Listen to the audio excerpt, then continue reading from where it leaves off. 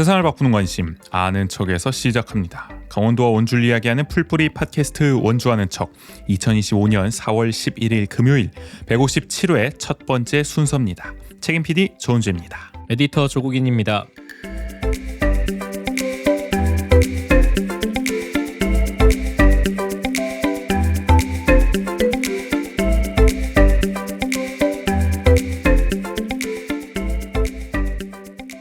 이제 완연한 봄이 온 걸까요? 날씨가 많이 따뜻해졌습니다. 맞아요. 네. 점심 시간 때쯤에는 이제 좀 덥다 싶은 느낌이 들어서 좀 외투를 벗게 되기도 하고. 아니, 그래가지고 항상 이럴 때 옷 입는 게 제일 고민이긴 해요. 아 맞아. 이 아침에 나갈 때는 또 쌀쌀하니까 약간 두껍게 겉옷을 또 챙기고 막 그렇게 가야 되는데 점심 때쯤 되면 또 들고 다니잖아 이제 겉옷. 그걸 바로 해야죠. 그렇죠. 그리고 아니면 뭐 집 가서 옷 갈아입는 분도 계세요. 너무 더워가지고. 아 맞아요. 또 저녁 되면 또 추우니까 또 다시 갈아입어? 또 그래야 되는 상황도 있고. 저는 오늘 일단은 이 셔츠 하나만 입고 돌아다녀도 괜찮더라고요. 낮 시간대만 이동할 경우에는. 네. 그래서 날씨가 확실히 또 바뀌었구나. 봄이 왔구나라는 생각이 들었고 또 곳곳에 벚꽃이 만개해 있습니다. 맞아요. 네. 올해 벚꽃이 근데 좀 늦었다고 그랬죠? 늦은 편이라 그러죠? 그런가요? 약간 비슷했던 것 같기도 그래요? 하고. 뭐 뉴스에서는 약간... 좀 늦었다 막 그런 것 같은데 예전보다는 기후 변화 때문에. 확실히 이게 필 때가 되니까 이제 아침과 점심, 저녁 이때마다 실시간으로 피는 게 좀 느껴지더라고요. 그게 감각이 되신다고요? 왜냐하면은 이제 제가 슈아를 등원시켜 주는데 네. 등원시켜 주는 그 길 그대로 아침에 봤을 때보다 이제 등원시켜 주고 와서 뭐 일하러 가거나 이렇게 나올 때 또 그 비슷한 길로 가게 됐어요. 근데 그때 보고 또 이제 슈아 하원할 때 보고 이랬는데 아침에는 분명히 조금밖에 안 폈던 나무였는데 그러니까 벚꽃이었는데 이제 슈아 하원할 때 보니까 만개를 해 있더라고요. 그 사이에? 그 사이에 그러니까 그래? 그 하루만큼에서 이게 딱 필 때였는지 몰라도 실시간으로 약간 핀 걸 좀 느낄 정도였거든요. 되게 관찰력이 좋으시다. 나는 그냥 넘길 것 같은데. 그냥 예쁘다 이러고 그냥 근데 또 넘어갈 것 같은데. 또 이제 벚꽃이 아무래도 벚꽃 필 때가 되면은 꼭 비가 와가지고 이게 들기기 전에 막 다 떨어지는 경우가 많더라고요. 그래. 우리 항상 벚꽃 버스킹인가 원주에서 원주문화재단에서 할 때도 그거 하면 그냥 벚꽃 지는 날이잖아요. 그렇죠. 오히려 이제 엔딩이구나 이런 느낌일 정도로. 그러니까 찰나의 순간이지. 그러다 보니까 이제 벚꽃이 좀 딱 펴 있을 때 좀 사진도 남겨야겠다는 생각 때문에 요즘에는 좀 이렇게 다니면서 벚꽃이 얼마나 펴 있나를 유심히 좀 보고 있었거든요. 다들 말 들어오면 이번 주가 맞이 노선이라는 거 같죠? 아마 그럴 것 어차피 같아요. 이제 올해는 빨리 떨어질 거라고 예측도 됐었고 개화 시기도 조금 늦었기 때문에 유지 기간이 짧을 수밖에 없었다. 이 찰나의 순간을 즐기셔야 합니다. 네네. 저도 이번에 저희 국인 씨랑 같이 하는 또 모임이 있어가지고 저 카페 이름 카페가 어디였지? 그 이름이 키핀 저기 한지 테마파크 사거리에 맞아요. 요새 생겼다 그래가지고 사람도 많고 괜찮더라고요. 그래. 근데 저 힙한 느낌이 조금 나는 카페였어요. 제가 그 시설관리공단 있잖아요. 거기서부터 거기까지 그 키핀까지 걸어갔는데 한 20분 정도 걸립니다. 근데 그 가는 길이 이제 치약초도 있고 그래가지고 딱 벚꽃이 이렇게 깔려 있는데 거기를 이제 지나가니까. 너무 좀 진부한 표현이 좀 힐링이 좀 되는 것 같기도 하고 벚꽃을 봄을 보면서 좀 만끽하다 보니까 날씨 얘기로 그래서 시작하게 됐다. 그런 말씀인데 여러분들도 만끽하고 계신가요? 그러나 요즘 세상 돌아가는 소식을 보면은 봄을 체감할 수가 없습니다. 갑갑한 마음이 많이 드시죠? 근데 너무 정신없이 지나간 것 같아. 지난주에 딱 이렇게 파면되고 나서 그 다음은 기다렸다는 듯이 뭐 대선이야 당연히 나오겠지만 이제 막 개헌 얘기 쏟아져 나오고 맞아요. 나왔다가 다시 철회하기도 하고 뭐 복잡합니다. 좀 어떻게 되는지도 모르겠고 그리고 이번 주에 가장 사람들을 경악시키고 또 분노하게 했던 거는 우리 한덕수 권한대행이 또 헌법재판관 3인을 또 지명하면서 물론 마은혁 재판관은 당연히 임명했어야 되는 건데 그걸 이제야 하면서 은근슬쩍 2명을 끼워 넣었어. 윤석열 최측근까지 포함해서 이게 뭐 기사가 속보가 오잖아요. 그래서 처음에 딱 속보가 왔길래 마은혁 그 재판관 임명 그래서 뭐 이제야 하는구나 싶었는데 그 뒤에 뭐가 바로 와. 그러니까 뭐 떨거지들을 붙여가지고 와서 꼬리표를 달고 왔어. 그 소식을 듣고 저도 깜짝 놀랐거든요. 말도 안 되는 행위를 한 거죠.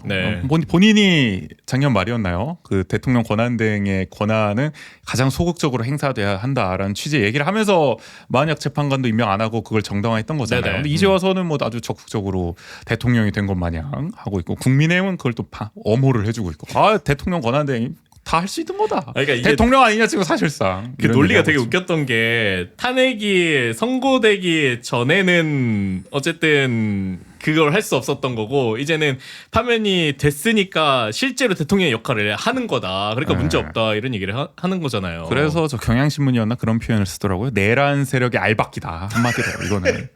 그 한덕수가 그거를 대신 해주고 있는 거예요. 총대를 메고 딱 그 표현이 적합하죠. 어차피 보면은. 이제 본인은 물러날 사람이니까. 그렇죠. 그리고 어쨌든 보수 우위의 헌법재판소 구도를 만들어서 어떻게든 차기 정권을 견제하겠다라는 네네. 뭐 의도가 노골적으로 엿보이는 것 같습니다. 아유 하여간 내가 말했잖아. 지난주에 척결해야 된다고 지금 싸그리 이거 시간을 지금 허비할 수가 없습니다. 개헌 얘기할 때가 난 솔직히 아니라고 생각합니다. 행복이 뭐 일주일을 안 가. 못 가. 우리 뭐 이미 예감했잖아요. 우리 뭐 안심할 수 없다. 네네. 이제 시작이다라는 생각을 다시 한번 긴장의 끈을 놓을 수 없었던 봄을 만끽하기에도 너무 참 쉽지 않았던 역시 한 주였고요.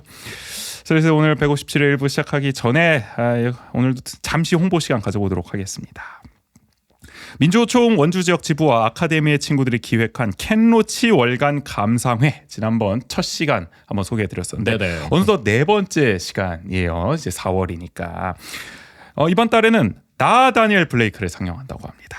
2016년 칸 영화제 황금 종려상을 받은 영화죠. 이 영화가 그래도 대중들에게 있어서도 켄 로치 감독의 작품 중에 가장 좀 알려져 있는 영화가 아닌가 싶어요. 워낙 이제 어쨌든 큰 상을 받기도 했었고 네네. 어떻게 보면은 켄 로치 감독이 좀 그래도 후반부에 찍은 거죠. 어떻게 보면 영화 감독 인생에 있어서 맞아요. 좀 네. 후반부에 찍은 건데 그게 이제 너무 상업적 표현이지만 초대박이 나가지고 사실 이걸로 많은 이름이 또 알려지기도 했죠. 새삼 또 그쵸. 한국 팬들도 그렇고 저도 이 영화를 통해서 켄 로치 감독을 좀 알게 돼가지고 저도 그렇죠. 네. 그래서 복잡하고 관료적인 사회보장 제도의 현실을 보여줬습니다.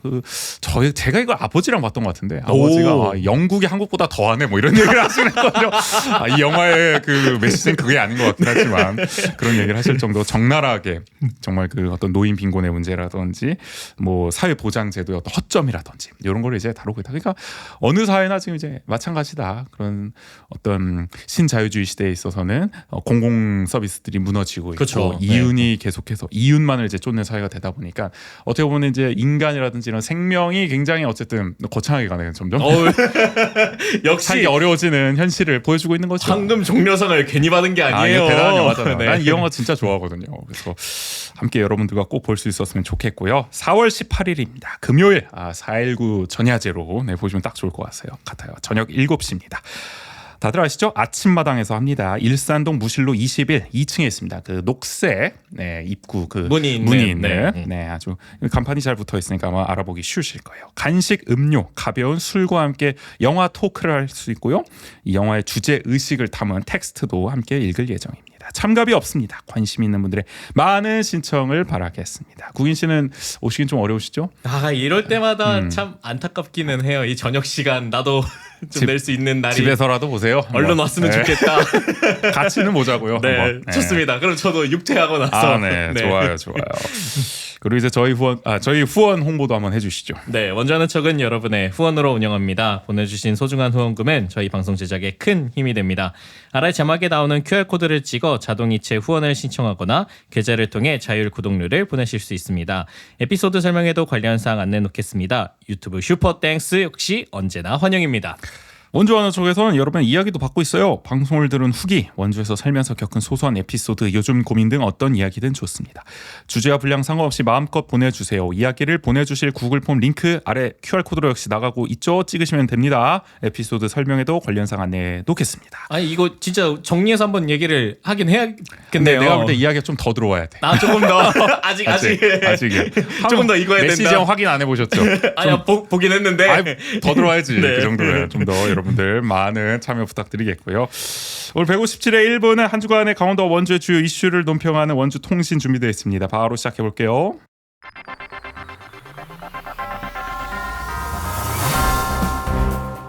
한 주간 원주의 중요한 뉴스를 논평합니다. 원주 통신.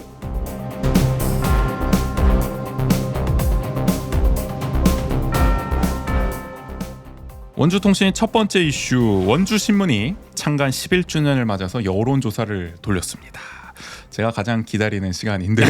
매년 3, 4월쯤 되면 항상 돌리시는데 아니 근데 이게 창간 11주년 기념해서 이런 걸 또 기념하나요?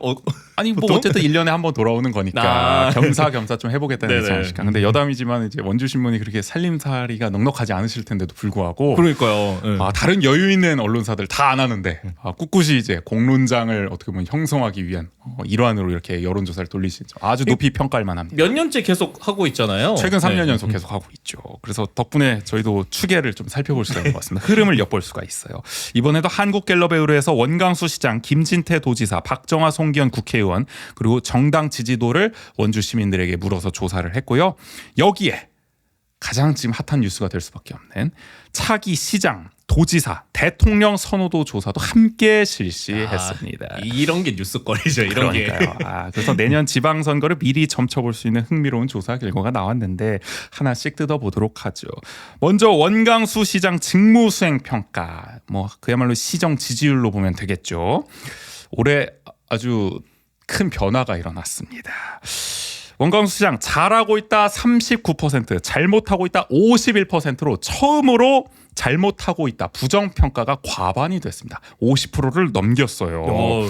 완전히 뒤집어진 겁니다. 네. 아니 근데 부정평가가 작년에도 높았지 않았나요? 제 정확하게 기억이 잘 안 나긴 하는데 그게 우리 마음속에서는 좀 그러셨지만 숫자로 아니, 봤을 때는 막 그 정도는 아니었어요. 아니, 네. 거의 박빙이었고 오히려 긍정평가가 한 1%, 2%포인트 정도는 좀 앞서 있었다라고 볼 수도 있는데 근데 작년하고 직접 비교는 좀 어려운 게 뭐냐면은 올해는 통합으로 갑과 을을 통합조사했는데 작년에는 갑과 을을 분리해서 결과를 공표했어요. 그래서 직접 비교는 없지만 작년 거 잠시 살펴보면은 갑 지역구 같은 경우에는 작년입니다.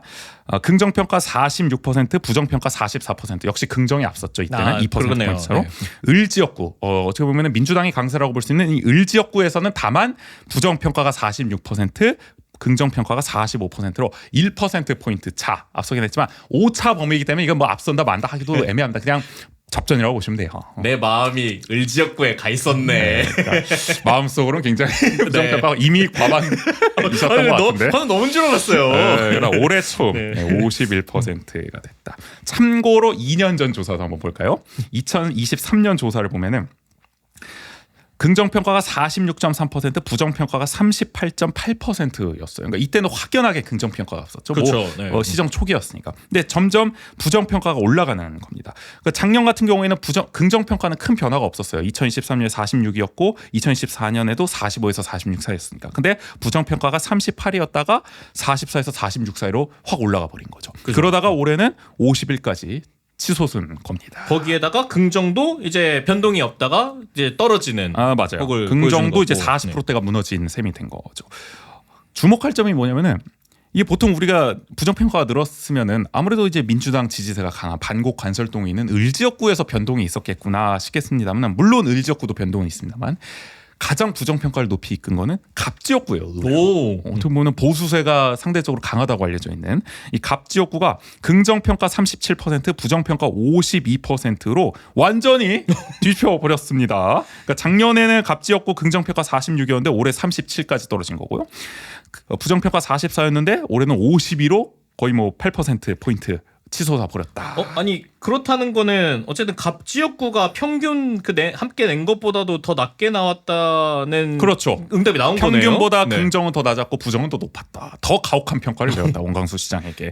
어느 이제 선거구별로 좀 더 깊이 있게 갑 지역구를 들여다 보면은 1선거구에서 부정평가가 가장 높았어요. 57%가 나왔는데 여기는 귀례, 문막, 불온, 지정 이 지역이 포함되어 있습니다. 혹시 지정면이 좀 강하게 반영이 된 결과가 아닌가 싶기도 하고요. 또 문막도 캐스팅 보트거든요. 여기도 아마 좀 그렇죠. 왔다 갔다 하는 네. 흐름이 있었을 것 같아요. 그리고 이 선거구는 긍정평가가 가장 낮았습니다. 33%가 나왔는데 여기는 무실동과 호저면이 있습니다. 역시 무실이 약속의 무실? 아니 근데 네. 오히려 의외로 우린 당연히 이렇게 무실 뭐 지정 이런 곳이라고 생각하는데 그러니까 거기는 뭐 작년이랑 비슷하게 나왔을 수도 있고 호저 이런 데가 오히려 더 낮게 나와가지고 이렇게 평균이 잡힌 것도 있지 않을까. 알 수는 없어요. 네. 우리의 다 추측이고. 근데 어쨌든 전반적으로 모든 선거구가 다 이 부정평가가 높게 나왔다. 어떻게 보면 흐름을 좀 읽을 수가 있는 겁니다. 을 지역구는 올해 같은 경우에 긍정평가 40%, 부정평가 49% 역시 을지역구도 부정평가가 늘었고요. 긍정평가가 또 확 줄어들고요. 줄었고. 격차가 커졌다 둘 간에 그렇게 보시면 될 것 같습니다. 그러니까 전반적으로 이걸 봤을 때 저는 원인이 무엇일까를 뭐 여러 가지 분석을 해볼 수가 있겠지만 가장 큰 거는 중앙 정세 탓인 것 같아요. 솔직히 그쵸. 말하면 네. 윤석열 어떤 탄핵의 여파가 그냥 고스란히 지역에도 미치고 있는 것 같다. 왜냐하면은 예를 들어서 우리 생각으로 우리가 분노한 건 많았죠. 뭐 아카데미 극장 철거부터 해가지고 문화도시 뒤집고 각종 탄압들이 있었지만은 그런 게 숱하게 벌어졌던 2023년과 2024년 사이에는 물론 부정평가가 좀 늘었지만은 아주 또 드라마틱한 변화까지는 안 나왔잖아요. 맞아요. 물론 네. 예열은 좀 되고 있었죠. 거기서 막 5%포인트 정도 부정평가가 막 늘어나고 그런 느낌이 있었으니까. 그런데 이번에 확 이렇게까지 뒤집힌 거는 역시는 뭐 중앙 정세 탓이 크지 않겠느냐. 네네. 원주 같은 경우는 특히나 수도권과 유권자층이 또 비슷하기 때문에 정치 지형도 그렇고 그러다 보니 거의 수도권의 정세가 고스란히 또 반영될 수밖에 없다라는 간단한 분석을 좀 저는 해보는데 뭐 다른 생각 가지고 계신 분이 있을지 모르겠어요. 저는 근데 그런 부분도 좀 있지 않을까 싶었던 게 물론 이렇게 문화도시라든지 이런 여러 가지 사안들은 어떤 정책 결정의 그 연장선상으로도 이해할 수 있지 않을까 하는 생각은 있어요. 그게 어떤 의미죠? 그러니까 연장선 이게 상이라는 게? 그러니까 어떤 시정의 방향성에서 좀 이견이 달랐거나 아. 그러니까 그런 부분으로 또 해석할 수 있는 범위라고 생각이 드는데 예를 들어서 네. 원광수 시정이 뭐 보수 정권이니까 맞아요. 의뢰 네. 그런 정책 할 수 있는 거 그러니까 아니냐라고 그렇게 방향성이 생각하는 또 바뀔 수도 있지 않겠느냐. 뭐 특히 중도층 같은 경우는 그렇게 생각했을 가능성이 네. 크다. 근데 이제 작년에 특히 또 이슈가 됐던 뭐 원주청 게이트라든지 이런 것들은 어떤 정책의 그런 방향성이나 어떤 비전과는 또 다른 문제라는 지점인 거죠. 좋은 지적을 해주셨네요. 그러니까 어떤 정권의 비리 게이트가 터지게 되면 이거는 진보 보수의 문제가 아니에요. 네네. 특히 중도층은 또 떠날 수밖에 없는. 뭐 깨끗하다고 해서 뽑아줬더니 막 똑같은 놈이구만 막 그쵸. 이렇게 네. 될 수가 있다. 그러니까 그래서 민심 위반이 이렇게 커져버렸다. 그러니까 그런 것들이 이제 노출되다 보니까 이제 긍정 평가도 더 낮아진 게 그런 이유가 있지 않을까. 그런 분석도 네네. 정확한 것 같습니다. 다 작용하고 복합적으로 작용한 것 같아요. 맞아요. 중앙 정부에 대한 피로도도 작용을 했고 원광수 시장의 어떤 측근들에 대한 비리 의혹들도 영향을 미쳤을 것이고요. 그런 점에서 어쨌든 원광수 시장의 지지율은 1년 만에 뒤집혀 버렸다. 그리고 그 다음으로 살펴볼 것은 김진태 도지사인데요. 직무수행 평가 올해 긍정평가 36%, 부정평가 51%. 원광수 시장과 거의 비슷합니다. 야, 나는 처음에 숫자 잘못 쓴 줄 알았어. 거의 똑같아요. 지금 보면은. 역시 친하게 지내는 데는 이유가 있는 건가? 운명 공동체인가? 그러니까 원주를 평소에 자주 오시더니만 네. 그 지지율도 연동이 되는 건지 모르겠습니다.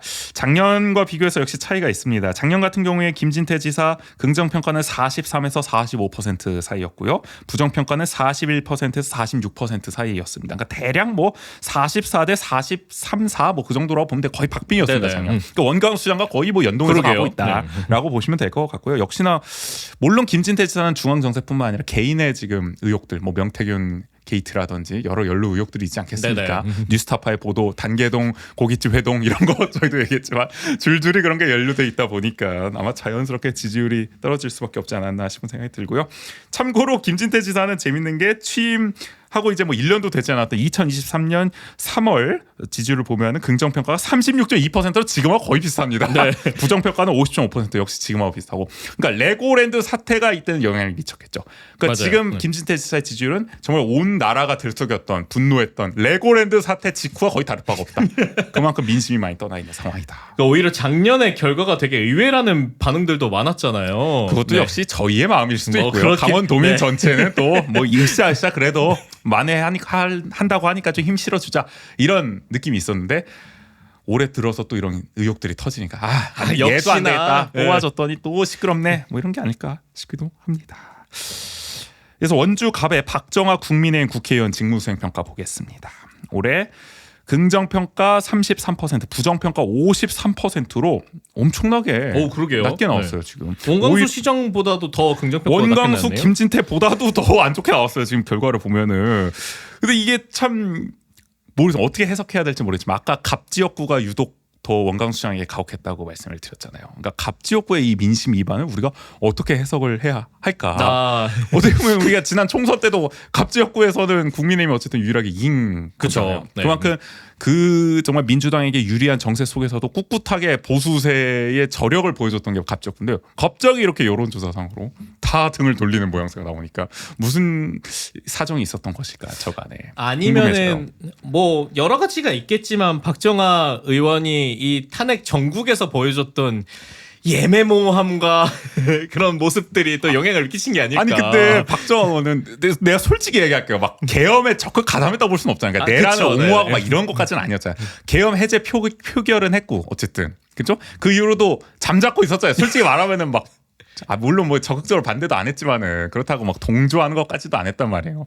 그게 물론 뭐 안철수 같은 행동일 수는 있겠습니다만은 애매모호하게.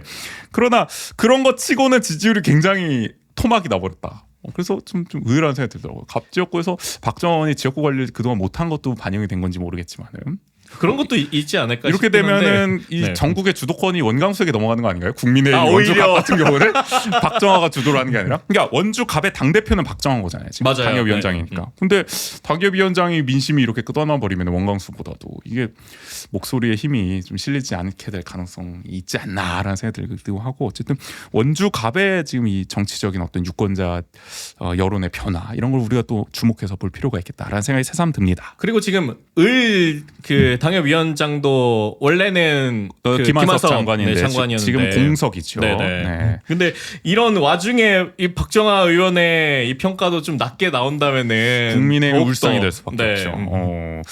반면에 우리 송기현 더불어민주당 의원 원주 의뢰 긍정평가가 좀 올랐어요. 51%입니다. 야. 부정평가는 36%. 과반입니다. 긍정평가 과반. 네. 원광수 시장과 딱 반대 그러니까요. 결과네요. 크로스가 돼버렸는데 네. 2년 전 2013년에는 45.3%였습니다. 긍정평가. 부정평가는 29%였고 부정평가가 좀 오르긴 했지만 긍정평가도 역시 덩달아 올라서 51% 처음으로 50%를 넘기는 모습을 보여줬는데 대체적으로 뭐 무난하다는 맞아요. 평가를 네. 받고 있는 것 같고 뭐 TV에 잘 나오지는 않으시지만 솔직히 말해서 삼선이 대신 대로 더 안 나오시는 느낌이긴 합니다만은 그냥 전향 뭐 모난 것도 없고 뭐 맞아요. 문제되는 일도 없고 이러니까 그리고 뭐 현수막이나 이런 걸 보더라도 어쨌든 뭐 원주와 관련된 이슈면은 당을 떠나서 뭐 적극적으로 이렇게 힘을 보태고 있구나라는 게 느껴지더라고요. 지역구 관리에 더 힘을 쓰고 있구나라고 네네. 아마 생각을 하는 것 같아요. 뭐 어쨌든 지역을 또 열심히 돌아다니고 계시니까 그런 게 또 반영된 결과가 아닌가 싶습니다. 정당 지지도 살펴보죠. 민주당이 38%로 1위입니다. 국민의힘 32%, 조국혁신당 4%, 개혁신당 1%, 진보당 1%, 기본소득당 1%, 사회민주당 0%, 그 외에 0%, 없음 20%, 모름거절 2%입니다. 원내정당은 다 소개해드렸습니다. 네. 일단은 자, 민주당이 어쨌든 확실히 우위인 모습을 보여주고 있어요. 뭐 전국이 반영된 형태죠. 우리 그쵸. 지난 네. 총선 때 비례대표 결과도 투표 결과도 거의 전국하고 비슷했으니까 그런 거 보면 정당 지지도도 따라가고 있다. 역시 갑 지역구에서 민주당의 지지율이 높게 나왔습니다. 39%가 나왔고 국민의힘은 32%. 오히려 을 지역구보다 차이가 컸어요. 을은 민주당 36%, 국민의힘 33%. 3%포인트 차인데 갑 지역구는 7%포인트 차가 오. 나왔다. 이거 갑 지역구 왜 이럽니까? 그리고 갑 지역구에 아시는 분들 댓글 좀 네. 달아주세요. 갑 지역구 사시는 분들 그 유권자들 민심이 어떻게 바뀌고 있는 겁니까? 저는 을 지역구 살아서 갑 지역구 사시잖아요.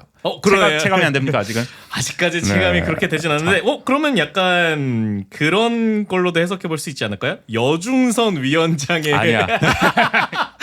너무 오버하시는 거야. 너무 오반가요? 그거 1년도 이제 채 될까 말까인데 그다기보다는 복합적인 요인이 있겠죠. 네네. 네. 전국적 영향이 가장 크지 않을까 네. 기본적으로. 나중에 좀 원주 좀 정치 평론가 분들 좀 모시고 한번 이야기 또 많이 계시잖아요. 네, 오피니언 리더분들에게 또 들어보는 시간 가져보면 좋을 것 같습니다. 참고로 갑 지역구에서는 아까 말씀드린 선거구 거의 모든 선거구에서 다 민주당이 앞섰는데 유일하게 5선거구에서만 국민의힘이 40% 민주당이 34%로 그나마 보수의 아성을 지켜냈다. 이 5선거구 개운동, 명륜일동, 봉산동, 소초면, 행구동 그야말로 원주에서도 네. 이 정말 보수세가 강한 종합 선물 세트처럼 모여 있는 이제 선거가 아니겠습니까? 어디에 낄 자리가 없네요 민주당이. 대단합니다. 네. 예, 정치 1번지도 들어가 있고 그렇기 때문에 여기서는 민주당이 쉽지가 않다라는 점이 고스란히 또 드러났습니다. 전반적으로 어쨌든 민주당이 원주에서도 강세를 나타내고 있다는 점 이렇게 살펴볼 수가 있었고 이제 더 궁금한 차기 원주시장 선호도로 넘어가 보겠습니다.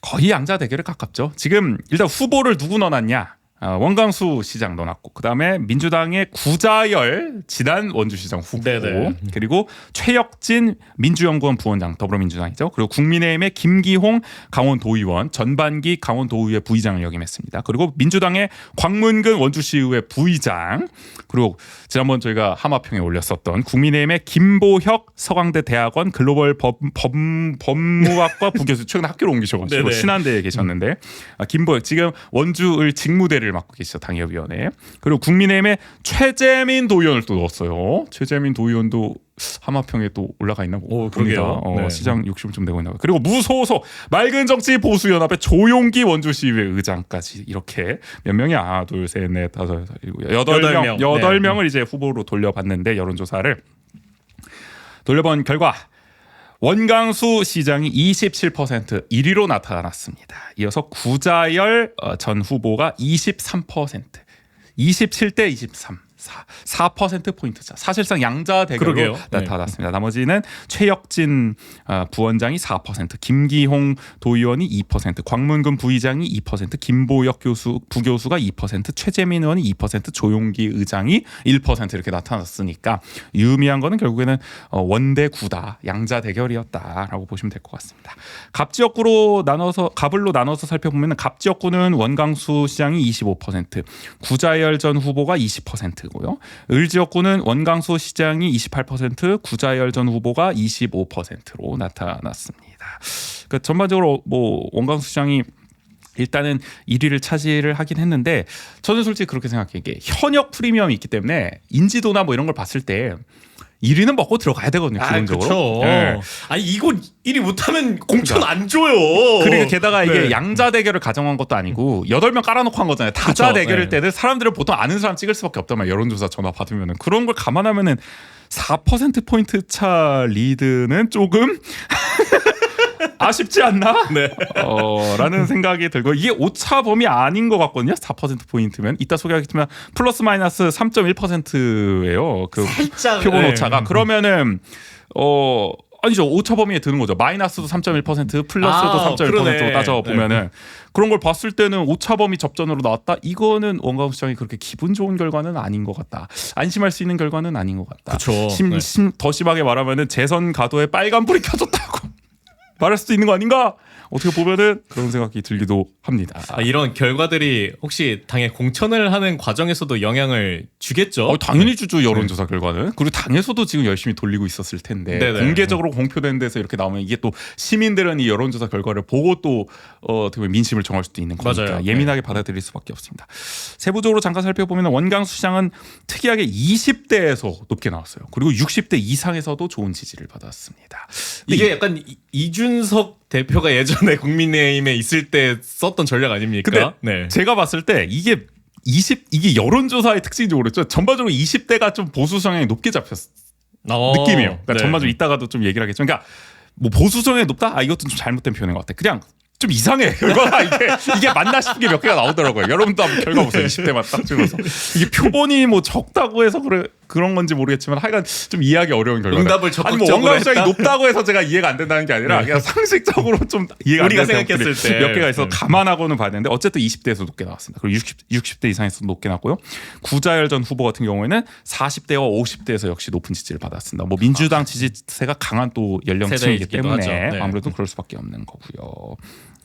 그리고 또 하나 주목할 점은 이제 여성 지지율이 원광수 시장이 좀 높았어요. 28%가 나왔고요. 구자열 전 후보는 21%가 나왔습니다. 7% 포인트 차로 오차 범위 밖에서 원광수 시장이 여성들에게 굉장히 또 인기가 많은 표심을 보여줬다. 근데 보통 그러니까 그런 일반적인 인식 가운데서는 여성이 민주당 쪽 지지세가 더 높게 나타나는 경우가 많지 않나요? 네. 보통은 이제 20, 30대 여성들이 민주당을 이제 압도적으로 또 지지하는 경우가 네네. 많잖아요. 근데 이거는 이제 연령에서 이제 연령별 이제 성별까지는 하지 않아가지고 예를 들어 20대 여성이 얼마 네네. 했냐, 뭐 30대 여성, 뭐 20대 남성이 얼마나 했냐 이렇게 나누지는 않아가지고 그렇게 세분화해서 살펴볼 수는 없지만 일단은 어쨌든 이 여론조사를 보면 20대가 좀 튀는 면이 있고요. 그리고 아마 뭐 여성 중에 이제 고령층 여성도 이제 다수 포함이 돼 있을 거기 때문에 그게 반영된 결과일 수도 있겠다라는 생각이 듭니다.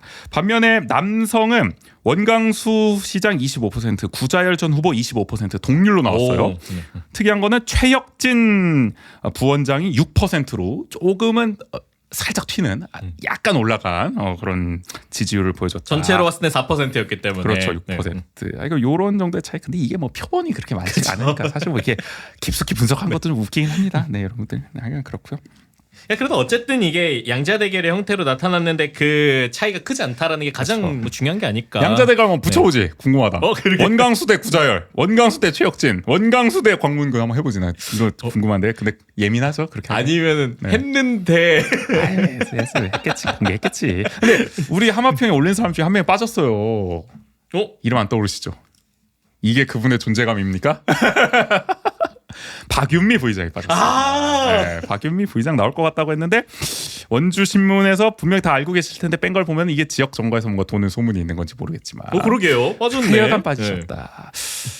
일단 뭐 지켜봐야겠죠. 뭐 지난번 가장 최근 기사에서는 좀 고민 중이라는 식의 이제 보도가 나왔었는데 뭐 하여간 이번에 들어가지 않아서 좀 눈에 띄더라고요. 그 점도. 저는 그리고 최재민 의원이 어쨌든 조용기 의장보다도 높게 나왔다는 게 2% 이거 뭐 아니, 그래도. 이거 뭐 따집니까 이거는 오차 범위에서 이거 뭐 1% 2%.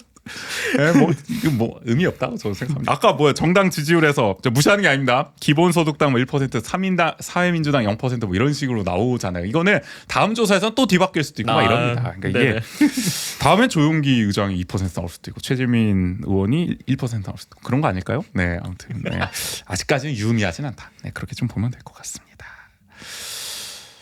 이어서 차기 강원도지사 선호도 이것도 재밌어요. 1위는 1위라고 할 수가 없겠네. 접전입니다. 김진태 현 지사가 24%가 나왔고요. 네. 우상호 전 국회의원이 22%가 나왔습니다. 2%포인트 작나 오차 범위 안에서의 접전이라고 보면 될 것 같습니다. 이어서 김완석 환경부 장관이 14%, 김도균 민주당 강원도당 위원장이 11% 이렇게 나왔어요. 그러니까 국힘 2명, 민주당 2명 이렇게 조사를 넣은 건데 갑지역구 같은 경우에는 김진태가 25%, 우상호가 23%, 김한섭이 11%, 김도균이 10% 이렇게 나와서 거의 추세가 비슷한데 을지역구는 김진태 22, 우상호 21, 김한섭 17. 야, 역시 을에선 역시. 강하다. 을에 기반 있다. 김도균 12% 이렇게 나왔습니다. 근데 우상호가 왜 들어갔냐? 궁금하신 분이 있을 수도 있는데 지금 강원도지사 민주당 후보가 없어요. 여러분 누구 떠오르십니까? 떠오르시는 분 있으세요? 없죠. 뭐 이광재 전 지사가 또 나옵니까? 지금 분당에서 터잡기도 힘든 사람이 또 나옵니까? 또 차출합니까? 지난 지방선거처럼 안 되잖아요. 원창목 전 시장 등판합니까? 도지사? 지난 쉽지 않을 총선으로 걸? 인해 더 좀 어려지지 않았나. 그리고 지난번에도 네. 도지사 하려다가 못 하셨는데 그거 쉽지 않다. 그리고 일각에서 송기현 등판로도 나온단 말이에요. 삼선 의원인데 지금 못 하고 계시잖아요. 뭘 맡은 게 없으시잖아요. 그러니까 도지사를 나가라. 그럼 차라리 당에서 그렇게 선당 후사를 좀 요구할 수도 있다라고 그런 얘기도 나왔지만 또 송기현 의원도 냉정하게 보면 이게 은근히 원주에서는 좀 강세일지 몰라도 강원 전체로 봤을 때는 또 솔직히 인지도나 뭐 이런 면에서 그쵸. 무게감 있다고 보기엔 또 어렵다는 평가도 있단 말이에요. 그리고 송기현 의원도 의원에 조금 더 적합한 인물이라는 이미지가 그러니까 행정 경험이 없으니까. 가의 이미지보다는 그렇죠. 네. 그래서 결국에는 외부에서 차출해 와야 되는데 그러면 지금 하마평에 오르는 거는 우리 우상호 전 국회의원 쉬고 있잖아요. 지금 네. 4선 국회의원하고 지금 불출마해가지고 라디오 여러 팟캐스트랑 라디오 여러 맞아요. 나오면서 네. 방송가로 지금 활약하고 있는데 놀면 뭐하냐. 도지사나 나와라. 철원 출신입니다. 우상호 전 의원이. 근데 아시겠지만 철원은 강원도에서 민주당이 가장 약한 지역 중 하나입니다. 그쵸. 보수세가 뭐 거의 뭐 엄청납니다 여기는. 근데 철원 출신의 우상호가 나온다? 이러면 이거 승산이 있다. 약간 김진태 잡을 수 있다. 전에 이광재가 나왔을 때 평창이나 그렇죠. 이런 지역에서 평창, 태백, 정선 네. 그 일대를 잡았던 것처럼 이번엔 우상호로 간다. 이런 얘기가 나올 수도 있다는 겁니다. 강원 북부부터 이렇게 먹고 들어가. 중요하죠, 중요하죠. 그리고 있지 네. 않을까 싶기도 하고 어쨌든 대중적 인지도로는 뭐 거의 김진태랑 뭐 상회하잖아요. 맞아요. 그러니까 네. 충분히 나올 법하다. 본인은 뭐 서울시장하고 강원도지사를 저울질하는 것 같은데 지금 서울시장 후보군들이 만만치가 않거든요. 차라리 강원도로 가서 좀 편안한 어떻게 보면 정치적 말년을 좀 보내고 싶을 생각도 있지 않을까 네네. 싶어요. 여차하면은 내가 4선 국회의원인데 김진태 잡고 도지사 잘 하면은 뭐 대권까지도 뭐 못할 게 뭐 있나? 기반. 뭐 그런 생각을 할 수도 있지 않겠습니까? 뭐 여러 가지 고민은 있을 것 같아요 개인적으로는. 그리고 어쨌든 김진태 지사가 여러 가지 이슈로 좀 흔들리는 그렇죠. 모양새다 보니까 이때가 타이밍이다라고 생각할 수 있을 것 같아요. 그렇죠. 네. 또 우상호는 또 방송에서 어쨌든 또 다져진 언변이나 이런 게 있으니까 김진태랑 이렇게 또 붙어가지고 충분히 뭐 밀리지 않죠. 소위 말해서 네. 언론에 실리기 좋은 이런 여러 비판들을 잘 하는 또 사람이지 않겠습니까? 그쵸. 워낙 또 네. 경험이 많으니까 그런 점도 고려하지 않을까 싶고요. 어쨌든 원주신문이 이렇게 여론조사에 넣어서 후보로 넣어서 돌린 걸 보면은 충분히 지역 정가에서는 가능성이 있다고 보는 것 같습니다. 그리고 이제 특히 이제 분리해서 보면은 민주당에서 어쨌든 후보 2명 중에 누구를 좀 더 선호하느냐. 민주당 지지층으로 놓고 보면은 우상호 43%, 김도균 23%로 나옵니다. 역시 우상호가 더 선호도가 높다. 네네. 국민의힘 지지층으로 살펴보면은 김진태가 55%, 김한섭이 22%. 역시 뭐 현역이니까 아무래도 김진태를 아무래도. 더 선호하는 모양새인데, 근데 국민의힘도 이게 고민은 있을 것 같아요. 지금 김진태가 이제 명태균 게이트에 연루돼가지고 또 그 하필 또 공천 때문에 연루가 된 거잖아요. 맞아요. 네. 뭐 단식 투쟁에서 어떻다고 하죠. 결국에는 김건희, 윤석열한테 잘 보여서 이거 된 거 아니냐라는 얘기가 나온 상황에서 또 공천을 준다? 분명히 잡음이 나올 수밖에 없고 뒷말이 나올 수밖에 없단 말이에요. 지금 아까 보면은 지지도도 이렇게 많이 떨어져 있는 상황인데 이거 또 한번 컷오프 가야 되는 거 아니냐 만지작할 수밖에 없단 말이에요. 그러면 대항마로 대체 후보로 누구를 내세울 거냐 했을 때 결국에는 김한섭 장관이지 않겠냐. 김한섭 장관 이번에 헌법재판 윤석열 파면 선고할 때 헌법재판소 결정문 보시면 아시겠지만은 저 국무회의 했잖아요. 우리 계엄 선포할 때 네네. 그때 국무위원을 4명인가를 안 불렀대요. 4명. 그 4명 안 부른 사람 중에 한 명이 김한섭입니다. 뭐 유인촌, 김문수, 강정인가요? 그 보훈처 장관 그리고 김한섭이거든요. 왜 안 불렀겠느냐? 얘네는 말 안 들을 것 같다. 뭔가 자기 고집이 세가지고 이거 반대하고 막 방해할 것 같다. 이래가지고 안 부른 거 아니겠느냐. 그리고 김한섭 장관은 어쨌든 관료 출신이니까 고위 경제 관료 출신이니까 뭐 상식은 있는 사람 아닙니까? 계엄하면 안 된다는 거 당연히 알았겠죠. 그러니까 반대했을 가능성이 크니까 또 안 불렀다. 그러니까 이게 역으로 생각하면 그때 국무회의 참석 안 해서 이런 논란에서 자유로운 게 정치적 자산이 또 될 수도 있고. 그렇죠. 어떻게 보면 나중에 지금이야 막 김문수가 무슨 대선 지지율 국민의힘 1위하고 뭐 이 정상이 아닙니다만은 나중에 내란 세력들이 이제 다 물러나게 되고 그 소위 말해서 뭐 한동훈이라든지 상대적으로 이제 계엄의 해제에 좀 찬성했던 사람들이 좀 전면에 나서게 된다면은 김한섭 장관이 좀 힘을 받을 수도 있는 거죠. 내년 지방선거까지 아직 1년도 넘게 남았으니까. 그럴 때 아마 국민의힘은 좀 전략적으로 좀 염두는 두고 있을 것 같다. 그쵸. 김한섭 장관을. 왜냐면은 한동훈 전 그 대표가 원주에 와서도 김한섭 장관과의 약간 관계성을 막 드러내기도 했잖아요. 굉장히 유세 드러냈죠. 과정에서도. 맞아요. 그런 것들이 이 이후의 과정에서도 좀 영향을 줄 수도 있지 않을까. 충분히 우리가 그런 짐작을 해볼 수가 있는 거고요. 하여간 재밌는 여론조사 결과입니다. 14%면은 결국 적지 않은 그쵸. 수치다라는 네. 생각이 들고요. 근데 저는 김도균 위원장이 11% 나온 게 제가 김도균 위원장을 무시하는 건 아닌데. 그래도 근데 무시하는 건 아닌데 인지도가 길 가는 원주 시민 붙잡고 김도균이라는 사람을 아십니까를 물어봤을 때 11% 100명 중 11명이 알까요? 우리 가물에 그래도 나왔잖아요. 그래요? 그런가? 제가 너무 더 의아한 거는 20대 선호도 1위가 김도균입니다. 16%로. 이건 좀 놀라운데. 내가 아까 20대가 툭 튄다 그랬잖아. 20대가 꼽은 도지사 선호도 1위가 김도균 위원장이야. 내가 김도균 위원장을 무시하는 게 아니라 이 정도는 아니시지 않나 아직은? 좀 더 인지도를 좀 쌓으셔야 되는 단계 아닌가? 이제 도당위원장 막 되셔가지고 활동하는 중인데. 저도 그 얘기엔 좀 동의를 합니다. 그러니까 제가 뭐 이분도 이제 장군 출신이니까 네네. 고위 장군 출신이니까 뭐 당연히 뭐 고위 공직자로서의 뭐 인지도는 지역에서 또 명망도 있고 이런 건 이해가 되는데 20대 지지율 1위라는 거는 난 잘 모르겠다. 그리고 이게 원주에서 이 정도까지 올라갈 수 있느냐? 물론 그렇죠. 뭐 그건 다 포함한 그러니까 거겠지만. 이분이 또 저 영동 쪽이잖아요. 어쨌든 맞아요. 저 지역 네. 기반이. 근데 원주에서 11%가 나오는 게 어쨌든 대단하십니다. 왜냐면 제가 그 강릉을 종종 갔을 때 그 강릉에는 이렇게 현수막에 이름도 많이 보여요. 아, 그래서 그렇죠. 중간중간에. 근데 맞아요. 원주에서 봤던 기억은 원주에는 도당 현장이 잘 안 없거든요. 걸죠. 네. 그런 것도 있고. 하여간 그렇습니다. 아, 내가 김병주 의원이면 이해가 되는데 김도 아무튼 죄송합니다. 네, 아무튼 네. 그냥 좀 의아해서 그랬고요. 요거는 이제 재미로 차기 대통령 선호도 또 원주 시민들은 어떻게 생각하고 있는지. 근데 거의 비슷합니다. 1위는 압도적입니다. 더불어민주당이 이재명 이제 사퇴를 하게 됐지만 전 당대표 32% 나왔고요. 나머지 쭉 읽을게요. 국민의힘입니다. 김문수 고용노동부 전 장관 7%, 한동훈 전 국민의힘 대표 4%, 오세훈 서울시장 3%, 홍준표 대구시장 2% 이렇게 나왔습니다. 그러니까 나머지 야권 주자들을 합쳐도 이재명에게 안 된다 지금. 네, 전국 정세랑 비슷하죠. 20명이 나온다 뭐 이런 얘기도 20명이 있던데. 나온다. 20명이 나올 수도 있다. 네, 경선에? 국민의힘에서는 그래서 조선일보인가요? 타이틀을 그렇게 썼어요. 경선은 흥행할 듯. 돈선은 모르겠다. 근데 경선은 흥행할 듯. 경선 흥행은 뭐 부담된 것 같다. 너무 그런 표현을 쓰면서도 조선일보는 무슨 생각을 했을까? 근데 김문수가 1위를 하는 경선이란 무엇일까? 라는 생각이 들기도 하는데. 근데 요즘에 그런 게 유행이라잖아요. 아, 시장님, 자기가 사는 지역에 시장님, 뭐 지사님, 제발 이번에 대선 출마하십시오. 시장님, 지사님이야말로 대선 주작감입니다. 그래서 우리 지역 보궐선거 좀 하게. 막 부추기는 게 유행이잖아. 오세훈, 네가 대통령감이다. 제발 나가라. 그래서 서울시장 보궐선거 하자.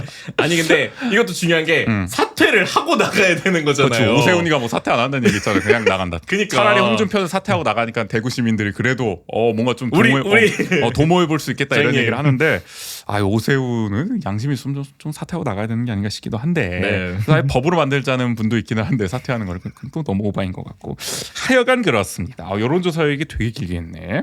재밌죠. 네, 이번 여론조사 개요 저희가 언론사는 아니지만 그래도 한번 소개를 드리겠습니다.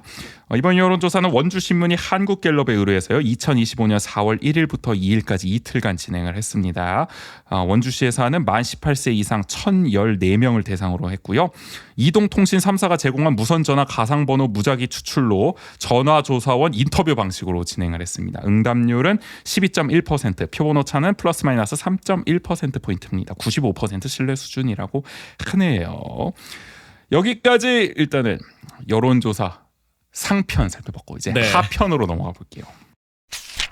원주통신 두 번째 이슈, 앞서 말씀드린 여론조사 이어서 다시 살펴보겠습니다. 이번에는 원주시정 현안 사업에 대한 평가를 해봤어요. 원주시면서 이것도 잘 돌렸다는 생각이 들더라고요.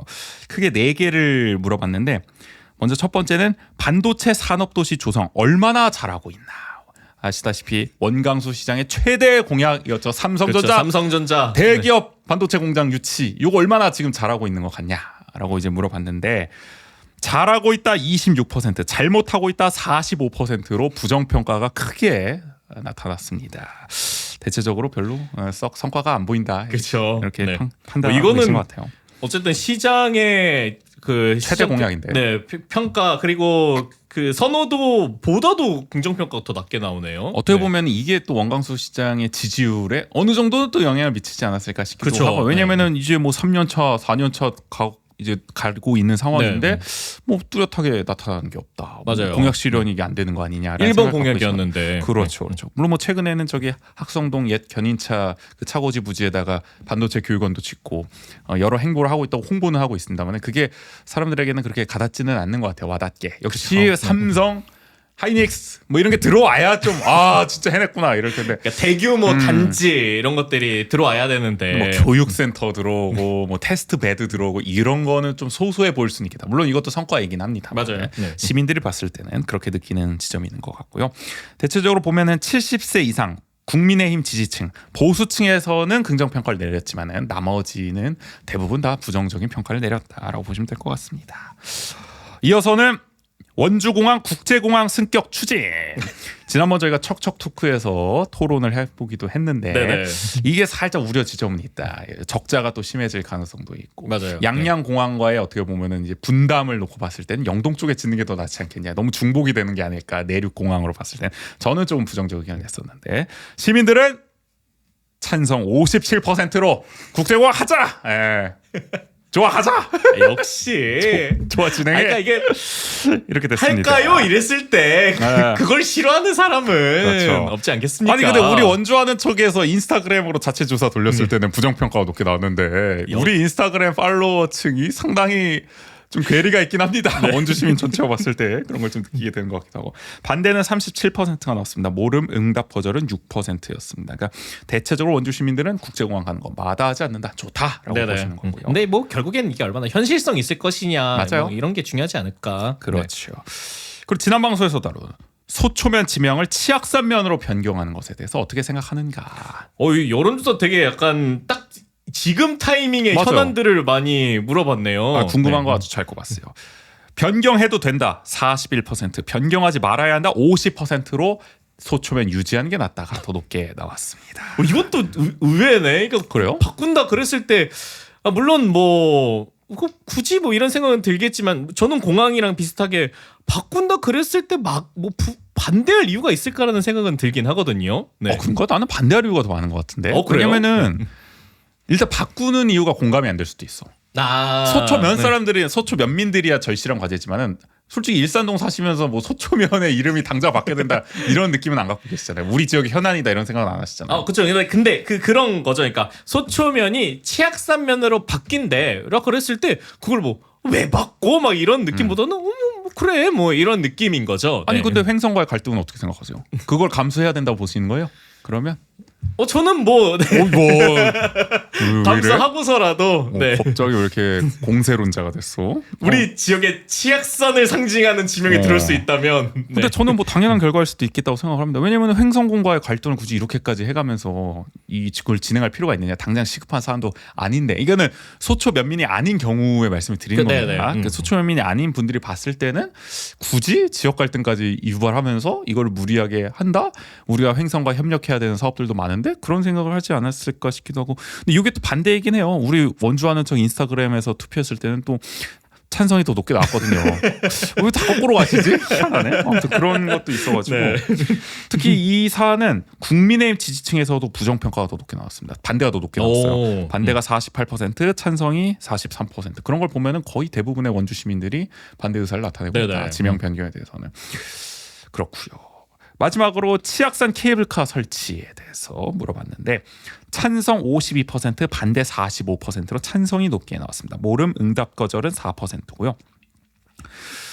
뭐 저희는 치악산 케이블카에 대해서 대체로 좀 부정적이긴 그렇죠. 합니다. 근데 네. 예상은 한 결과입니다. 대체로 여론조사 돌리면은 뭐 마다하지 않으세요? 이런 맞아요. 거를 네. 뭐 생기면 좋은 거고 아무래도 이제 환경이라든지 이런 생태적인 문제가 그렇게까지 와닿거나 네. 반대를 그렇게 쉽게 공론화하기는 어려워요. 그러니까 경제적 문제를 가지고 이제 반대하시는 경우는 많이 생길 수가 있는데 네네. 적자가 크다더라, 설치하는데 돈이 많이 든다더라, 뭐 이것 때문에 반대하실 수는 있지만 아직까지는 그게 크게 또 부각되지는 않은 상황이기 때문에 찬성이 대체로 좀 높게 나오는 것 같다는 생각이 들기도 하고요. 다만 40대부터 50대까지 그리고 민주당 지지층, 조국혁신당 지지층에서는 반대 의사가 좀 높게 나왔고요.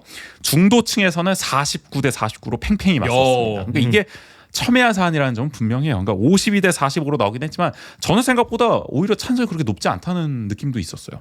나는 더 크게 나올 줄 알았어. 뭐 60% 이렇게 나올 수도 있겠다. 옛날에 5세 케이블카 보면은 막 높게 나오기도 했어요. 설악산. 그래요? 그럼요. 그 사는 지역 주민들 얘기 들어보면은 높게 나오죠, 당연히. 근데 이거는 원주에 짓는 케이블카임에도 불구하고 52대 45는 꽤 팽팽한 거 아니냐라는 생각이 듭니다. 근데 결국 그 아까 말씀해 주셨던 것처럼 생태적인 관점이 물론 담겨 있긴 하겠지만 이 케이블카에 대한 효용성이나 이런 게 많은 부분에서 좀 설득력을 잃은 것도 있지 않을까. 그런 생각을 가진 분이 상대적으로 원주는 더 계시다라고 볼 수도 있죠. 아무래도 이제 뭐 케이블카를 민주당이 반대하지는 않는데 그렇게 어쨌든 상대적으로 이제 환경이나 생태 이슈에 관심이 많은 유권자층이 또 원주에는 분포를 하고 계시니까 숫자적으로 봤을 때는 그런 가치를 또 쫓는 분들이 그런 게 반영된 결과가 아닌가 싶고요. 근데 치악산 케이블카는 일단은 정권이 바뀌는 상황이라서 다음 정권에서 또 어떻게 할지 따라 또 여론이 점화되느냐 마느냐가 결정되지 않을까 싶습니다. 이렇게 크게 네 가지 현안에 대해서 여론조사를 좀 돌려서 간단하게 또 살펴봤습니다. 원주통신 세 번째 이슈는 트럼프가 관세 유예 조치를 하기 전에 녹음했습니다. 원주통신 마지막 이슈 이것 때문에 요즘 전 세계가 난리죠. 도널드 트럼프 미국 대통령이 관세 폭탄을 투하 중입니다. 저희의 우려가 현실이 됐는데 그러니까요. 관세도 한두 개가 아니야. 지금 보면 보편 관세, 품목 관세, 뭐 국가별 관세, 상호 관세 등등등등을 지금 다 하고 있어서 이해하는데도 벅차더라고요. 지금. 아니 이게 뭐 관세로 이름 붙일 수 있는 건 다 끌어다 쓰는 것 같아요. 뭐 하는 건지 모르겠고 저도 찾아보기가 너무 어려워가지고 그 외에 뉴스 잘 요약 정리해주는 유닉 사이트 있지 않습니까? 뉴스레터 보내주는 네네. 거기서 또 잘 정리를 해주셨길래 그걸 좀 참고해서 이야기를 해보겠습니다. 먼저 보편 관세가 뭐냐? 보편 관세는 특정 국가를 가리지 않고 모든 수입품에 일괄 적용하는 관세입니다. 그러니까 전 세계를 대상으로 때리는 관세예요. 이거를 4월 5일자로 10% 부과했습니다. 전 세계에 적용됩니다. 전 세계 모든 국가는 미국에 수출할 때 관세 10%를 먹이게 된다. 뭐 부가가치세를 VAT를 두 번 내는 그러니까 격이네요. 이게 뭐 하는 건지 네. 참 의아하고요. 그 다음에 품목 관세가 있습니다. 이거는 품목을 찍어서 하는 거죠. 예를 들어서 핀포인트로. 네, 철강 알루미늄의 25%, 자동차와 자동차 부품의 25%, 맥주 캔과 빈 알루미늄 캔의 25%를 지금 때린 상황입니다. 아니, 뭐 맥주 캔에 알루미늄 캔 이런 것까지 25%를 때려. 최근에 편의점 캔맥주가 4캔에 13,000원으로 올라갔거든요. 더 올라갑니까? 이거 어떡합니까? 왜 자꾸 물가가 계속 오를 여지를 주고 있어요. 그리고 국가별 관세는 말 그대로 이제 특정 국가 딱 하나 찝어가지고 때리는 게 이제 국가별 관세입니다. 지금 현재는 캐나다, 멕시코, 중국에 부과돼 있습니다. 캐나다에 25%, 멕시코에도 25%, 중국에는 25% 적용이 돼 있어요. 참고로 캐나다와 멕시코는 그 북미 무역 협정이 있습니다. 그 무역 협정에 적용되지 않는 품목을 대상으로만 아니 뭐 이해하기 어렵습니다. 아무튼 네. 그런 것만 거기 빼고만 25%를 적용한다고 하고요. 중국은 모든 품목에 20% 부과를 하고 있습니다. 지금 이제 더 문제가 되는 거 바로 상호 관세죠. 상호 관세. 이게 그 막 발표하면서 리스트 쭉 리스트 막 나오고 하고 그랬던 그거죠. 무슨 뭐 엑셀표로 장난질하는 것처럼 했던 그 상호 관세는 특정 국가를 콕 집어서 그 나라가 관세를 부과하는 만큼 우리도 관세를 매기겠다라고 하는 건데 이게 웃긴 게 우리는 관세를 부과하지 않는데도 불구하고 미국은 관세를 부과하고 있다고 우기면서 지금 이거를 때리고 있는 거잖아요. 근데 사실상 그 산정한 공식을 보면은 무역 적자를 보고 있는 그 자체를 관세로 보고 있는 것 같아요. 아니. 그러니까 예를 들어서 우리가 그 한국을 상대로 무역 적자가 뭐 40% 나오고 있다. 그럼 40%를 사실상 지금 관세 때리고 있는 거 아니냐. 뭐 이런 식의 논리예요. 사실상 들어보면은 지금 트럼프의 관세가 지금 어디 있어? 한국과 미국 사이에 그쵸, FTA가 체결돼 FTA 있는데 돼가지고. 근데 그걸 가지고 사실상 무슨 관세 50% 부과하고 있으니까 25% 때려야 된다 이러고 있으니까 그것도 막 되게 너그러이 봐준 것처럼 그러니까 얘기를 하잖아요. 우리가 관용을 네. 했다 뭐 이런 느낌이잖아요. 그래서 상호관세 지금 매긴 걸 보면은 일단 전 세계 185개 국가와 지역에 부과를 했습니다. 적게는 10%에서 많게는 50%까지인데 한국은 25%를 때린 상황이죠 지금. 그리고 유럽 연합 같은 경우에는 20%, 중국은 34%인데 최근 뉴스 보면 이거 84%까지 올린다 그래가지고 또 중복 부과한 게 있거든요. 그것까지 합치면은 104%다 관세가. 그러니까 10,000원짜리를 수입하면은 관세로 14,000원, 1,400원을 내는 400원은 뭐야 이게? 수입을 하면 적자가 나는 거야. 세금을 내다가 적자를 보게 되는 어이없는 상황이 벌어지는. 104%. 뭐 그런 얘기도 나오더라고요. 아니, 이해가 안 됩니다. 뭐 10%만 지금 보편관세가 적용돼도 이게 치명적이다 이런 얘기를 그렇죠. 하는데 104%는 이거는 그러니까 트럼프가 그랬잖아요. 역사상 본 적이 없는 관세를 부과할 것이다. 유례가 없는 관세를 부과할 것이다라고 했는데 정말 본 적이 없습니다. 이런 관세는 대단하고요.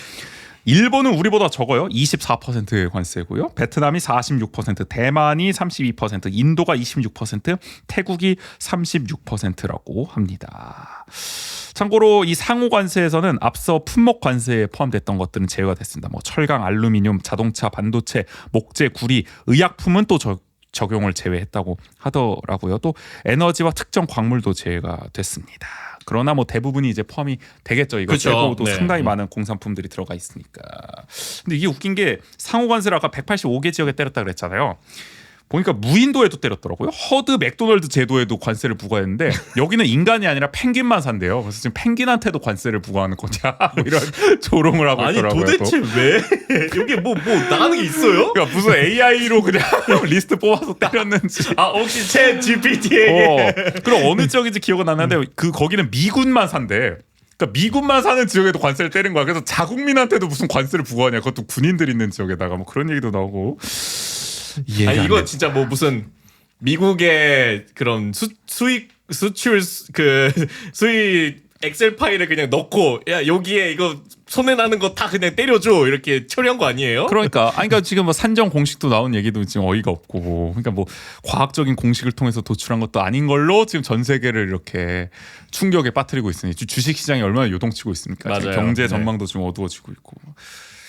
뭔 짓인지 모르겠습니다. 근데 저희가 올해 1월 148회 1부에서 자세히 이야기를 했지만 강원도 원주 큰일입니다. 지금 한국뿐만 아니라 한국도 큰일이지만 강원도 원주도 지금 대비를 해야 돼요. 왜냐하면 미국이 최대 수출국이거든요. 강원도 원주는.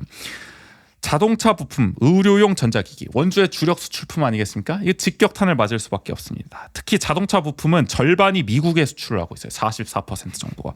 우리 만도 어떡합니까? 만도. 아니 현대 기아차도 지금 고생하고 있는데 지금 트럼프 설득하느라 지금 만도도 지금 협력업체 제일 큰 협력업체 중 하나잖아요. 현대 기아차. 그렇죠. 네. 지금 이게 초미에 지금 아마 관심사일 것 같습니다. 현대 근데 기아차가 이렇게 어떻게 움직이냐. 핀포인트에 딱 걸려버려가지고 그러니까 지금 네.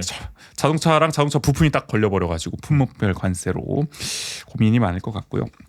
그래서 앞으로 강원도 원주가 어떻게 될 것이냐를 두고 주요 싱크탱크는 엇갈린 분석을 내놓고 있더라고요. 원주투데이가 이 점을 7일자 보도에서 꼬집었는데 일단 한국은행 강원 본부는 생각보다 영향이 별로 없을 거다라고 주장을 했어요. 제한적일 거다라고 이야기를 하는데 그 이유를 이렇게 들어요.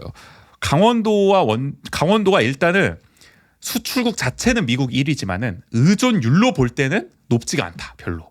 그러니까 대미 수출 비중이 전국적으로 봤을 때는 낮은 편이다. 보니까 전국에서 네 번째로 낮다 그래요. 대미 의존도가.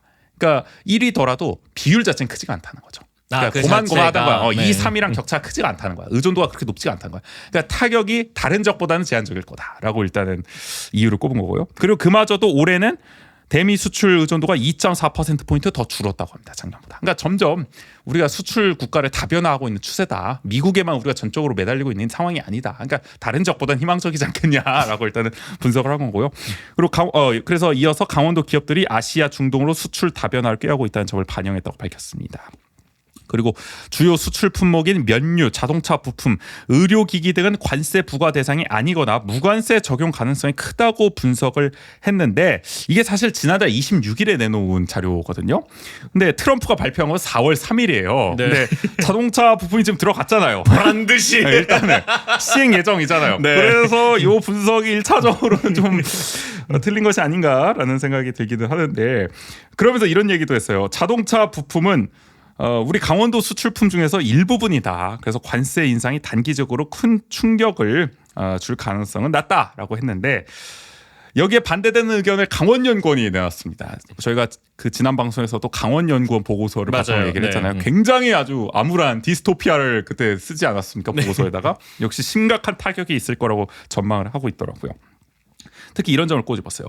아니 강원도 전체로 보면 자동차 부품이 뭐 얼마 안 될지 몰라도 원주는 지금 자동차 부품으로 먹고 사는데 원주만 놓고 보면은 이거 큰일이다. 맞아요. 너무 안일한 네. 분석이다. 한국은행의 지금 분석은 그렇게 얘기를 했습니다. 원주는 자동차 부품 생산이 집중돼 있고 현대 기아차가 미국에 공장을 증설할 경우에 원주 부품업체의 수출 물량은 급감할 수밖에 없다. 그러니까 지금 얘기하는 게 뭐야? 트럼프가. 야 관세 때려받기 싫으면 미국에 와서 미국인 고용해가지고 미국에서 생산하는 원자재로 미국에서 차 만들어라 이거 아닙니까? 그래서 맞아요. 현대 기아차가 지금 미국에 투자하겠다고 트럼프 달래느라 난리잖아요. 뭐 정의선이 가가지고 옆에서 기자회견 같이 하고 막 그러고 있잖아요. 그래서 뭐 트럼프 막 이게 뭐 그렇죠.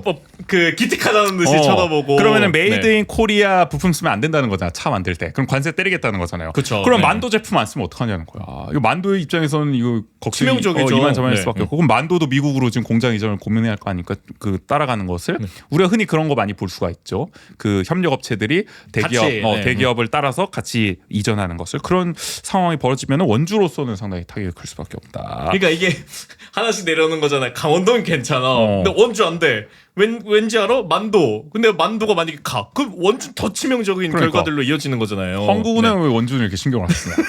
강원연구원은 약간 잘 지적을 해준 것 같습니다. 그리고 의료기기도 고관세 부과 가능성이 있어요. 지금 의료기기 아까 의약품 빠졌다 그랬죠. 네네. 저 상호관세에서. 그래서 넓게 보면은 의료기기도 현재는 의약품으로 보고 있는 것 같다. 이거 추정이야. 뭐 트럼프가 뭐 이거 어떻게 할지 어떻게 알아. 당장 내일 뭐 다 때려버렸지.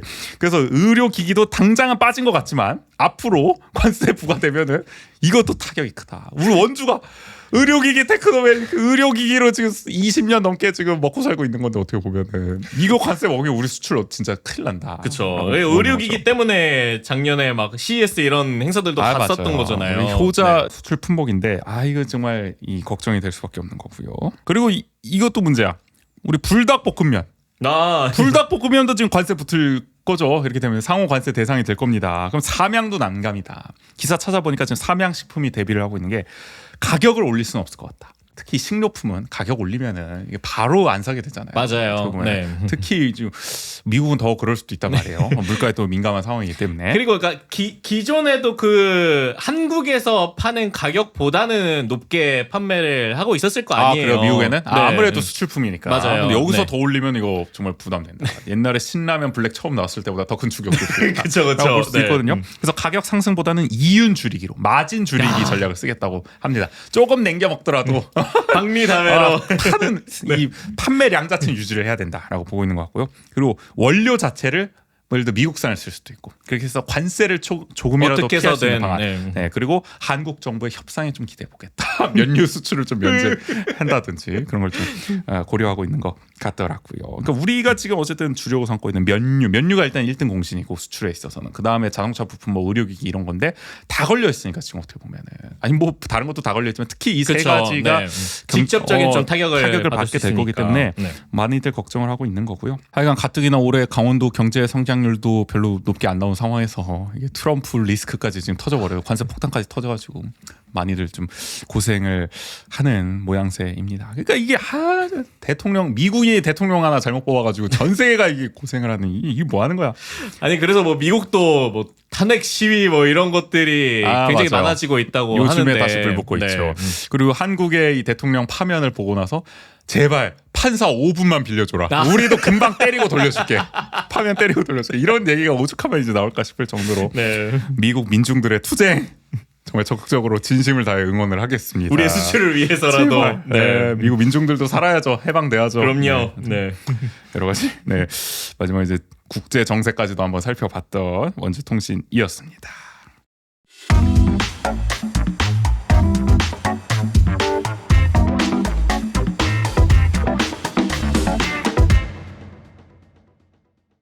내일은 매거진 W와 대신 전해드립니다. 준비되어 있습니다. 오랜만에 조국인이 다녀온 카페 소개할 예정이에요. 아예 조국인 에디터한테 프리토크 시간을 줄게요. 그냥 마음껏 소개해보세요. 마음껏. 네. 네. 그래서 한번 열심히 떠들어 제껴보겠습니다. 네, 조국인 에디터가 어느 곳을 다녀왔는지 궁금하신 분들은 내일 방송 꼭 들어주시고요. 저희 원주하는 척은 여기서 들을 수 있습니다. 네, 원주하는 척은 유튜브, 스포티파이, 팟빵, 네이버 오디오 클립, 애플 팟캐스트에서 감상할 수 있습니다. 취향과 여건에 맞는 플랫폼에서 들으시고요. 매일매일 강원도와 원주 이야기를 올리는 인스타그램, 페이스북 계정도 운영 중입니다. 지역이 어떻게 돌아가고 있는지 궁금하시다면 팔로우 부탁드릴게요. 참고로 지금 플로가 서비스 종료됐습니다. 이 팟캐스트 서비스 자체가 종료가 돼서 제가 사라지게 됐다는 점을 플로에서 감사하시던 분들께는 유감을. 제가 뭐 약간 지금 깜짝 놀란 게 얼마 전에 SKT에서 플로 100회 감상권을 줬거든요. 그래요? 그래서 저는 이게 플로 서비스가 종료됐다 그러길래 100회 감상권을 줘놓고 서비스를 종료하는 거야? 이렇게 생각을 해가지고. 정확히는 그 플로의 크리에이터 서비스, 그러니까 팟캐스트를 송출할 수 있었던 그 서비스가 종료가 돼가지고 플로에서 듣던 분들은 좀 갈아타셔야겠다. 이 방송을 들으실 수 있어야 될 텐데. 그러니까요. 네. 이렇게 다양한 곳에서 감상하실 수 있다는 점 말씀 다시 한번 드리고요.